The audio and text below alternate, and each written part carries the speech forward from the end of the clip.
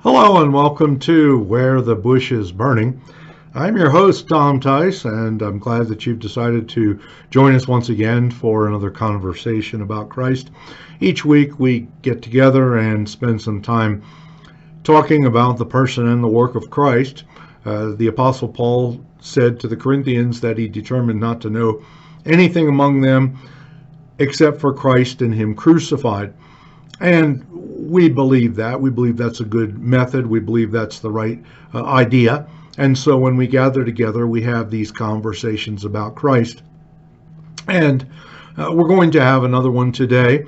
We're going to talk about Christ as the Christ of the individual. Now, if we're going to take a text, perhaps the best one to take is from John chapter 4, where Christ was traveling from the south of Israel up to the north. And as he did, it said there that he needed to go through Samaria. A little history is in order here. The Samaritans and the Jews didn't get along. The Samaritans were people who had been in the land during the captivity. They had intermarried with people who were non-Israelites, non-Jews. And so the net result of that was that the Israelites viewed them as half-breeds, viewed them as not of pure blood. They had this prejudice against the Samaritans, and so the Samaritans and the Jews didn't have anything to do with each other. Samaria was in the middle of the country, and yet if a Jew typically was going from the south to the north or vice versa, they would travel out of their way not to go through Samaria. So it's a very significant statement when it tells us that Christ had to go through Samaria, needed to go through Samaria. So he went through Samaria. He stopped at a well there in Sychar. And as he was there in the middle of the day, a woman came out to draw water. So he engaged this woman in conversation, and he asked if she would give him a drink of water. And she said, "How is it that you, being a Jew, ask me to give you a drink, and I am a Samaritan, and the Jews and the Samaritans don't have anything to do with each other?" And Christ responds to her that, "Well, if you knew who I was, you would ask of me, and I would give to you living water, water that springs up, that is, water that was running water. I would give it to you." And she said, "Oh, give me this water, because I don't want to continue to have to come out here and draw water." And so he then begins to take that and segue into a spiritual conversation with this woman. And so she's intrigued, and as they have this conversation, eventually he says, "Go and call your husband." Well, she rather artfully says, "Well, I don't have a husband." And he said, "Well, you're right, because you've had 5 husbands, and the man with whom you're living right this minute is not your husband." And she responds to that by changing the subject. She says, "I perceive you're a prophet, and our fathers say that in these mountains that are around us here, that's where we should worship, and the Jews say that you should worship in Jerusalem." And Christ responds that God is a spirit, and those who worship him must worship him in spirit and in truth. He adds into the conversation that there's going to come the time when neither in these mountains nor in Jerusalem will people worship God. So he turns the thing around, and she says, "Well, I know that when Messiah comes, he's going to tell us everything." And he says, "I who speak to you am he." So he reveals himself to her as the Messiah. Well, she's quite excited by this. So she leaves her water pot. She runs into the town. She talks to the men, and she gets them to come out, and by saying to them, "Come and see a man who told me everything that I ever did. Isn't this the Christ?" So she then brings them all out, and they come out to hear what Jesus has to say. Well, in the meantime, the disciples show up because they had gone into the town to buy bread. They're surprised that Christ says to them, "I have meat to eat that you are not aware of." That is, this spiritual food has invigorated him, has uplifted him. And so they have this conversation then as these people come out.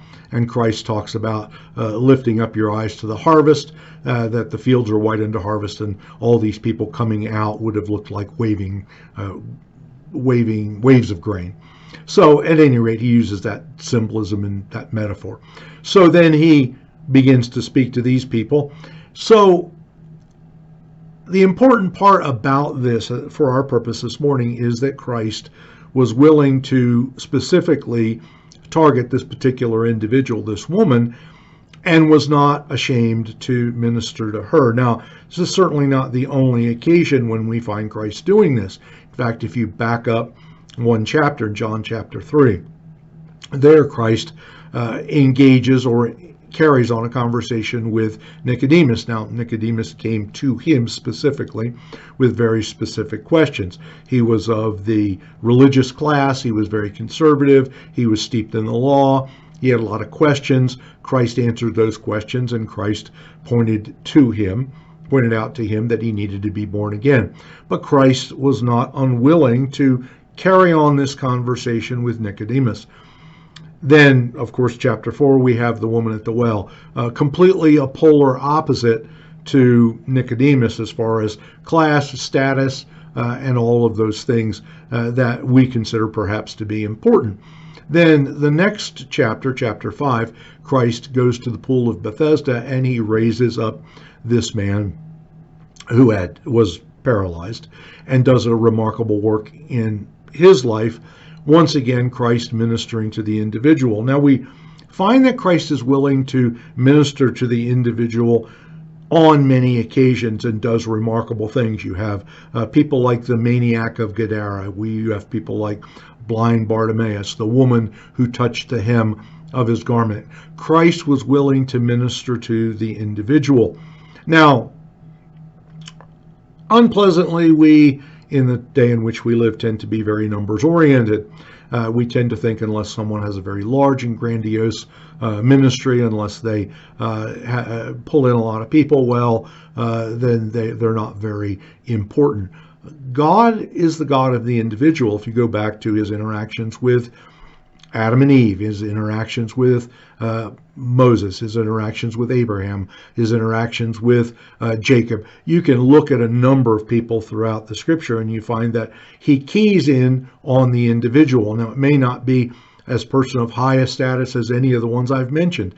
You find that he ministered to Hagar in the book of Genesis. So Christ is a Christ of the individual, and that's a very important thing for us to understand, because we tend to be impressed by numbers, and yet God works with the individual. And it's important for us to recognize that, because it matters to us, because we are perhaps relatively obscure people. We are people who are regular, ordinary people. We go to work. We work our regular jobs. We have a small circle of friends. We don't necessarily influence huge numbers of people. And it's important for us to recognize that Christ knows us, that he regards us individually, and that's important.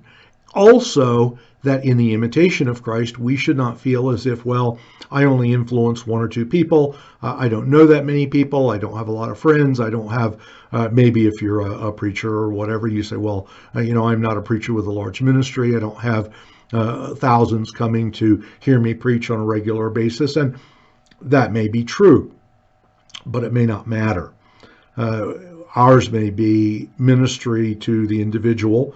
And you don't have to be a preacher necessarily to minister to people. We all have people with whom we come in contact. We engage them on a regular basis, perhaps at work, perhaps in the community, perhaps in our neighborhood. We have contact with individuals. It may not be large groups, and yet that does not invalidate the work that God has given us to do and our imitation of Christ. If we are willing to minister to the individual, to that individual who is alone, solitary, by themselves, that is important to him. In fact, even if you go to Matthew 25, when he starts to separate the sheep, the people, all of humanity, as a shepherd separates his sheep from the goats, he says to those people that he regards that the ministry that they exercised, inasmuch as you did it unto one of the least of these, my brethren, you did it to me. Christ counts such things as ministry to the individual as important and significant to him, and he recognizes that, he rewards that. So we should recognize that Christ was willing to minister to individuals, and we ourselves should also be willing to minister to single individuals and recognize that that is valid, that's important, and it matters to Christ. It is the pattern that he set. It's the pattern that we ourselves can follow. If we, you don't know who you're going to affect, do you? Neither do I. The person that we point to Christ may be the individual who God uses in very, very large ways. That may be exactly what does happen. For example, Andrew pointed his brother, Simon Peter, to Christ. It was Peter who ultimately would become the primary spokesman for the New Testament portion of the Christian church in the early days. The first 12 chapters of the book of Acts largely center on how God used Peter. Later on, it becomes Paul who becomes the person of focus. But Andrew disappears for all intents and purposes. We hear relatively little, if any, about Andrew after that. And yet it was Andrew who influenced Peter. So your ministry to a particular individual, it may be a child in your home, it may be an individual that you encounter. You don't know, nor do I, how God will make use of that in the long term. So today I want you to contemplate these things and recognize that the Christ that we serve is the Christ of the individual. He treats us as individuals, and he teaches us not to despise, to minister to people by the ones and by the twos as he brings them across our path. That makes what you're doing valuable. That makes what you're doing vital. That makes what you're doing important. Not just important to other people, but important to Christ, because this is how he did, and we learn certainly from his behavior how to do ourselves. Now, thank you once again for joining us for this conversation about Christ today. I hope that you have found it useful. I hope it's been enjoyable to you, and I hope that you'll join us again. If you do like what we're doing, please like this video, subscribe to the channel if you would, please share it with your friends. If you want to read the devotional that we publish every day, it's called Where the Bush is Burning. You can find it on our blog site. It is hopeharbor.church. That's hopeharbor.church. And we'd be happy for you to go there. You can get it on Substack. If you'd like the devotional sent to your email, go to Substack and look up Where the Bush is Burning. You can go to our blog site and have it and subscribe to it through that and have the devotional sent to your email address every day. And join us again next week as we have a conversation about Christ, as we spend some time speaking about him, because he, at the end of the day, is the one who matters more than all. And so thank you once again, and do subscribe and do join us on a regular basis here at Where the Bush is Burning.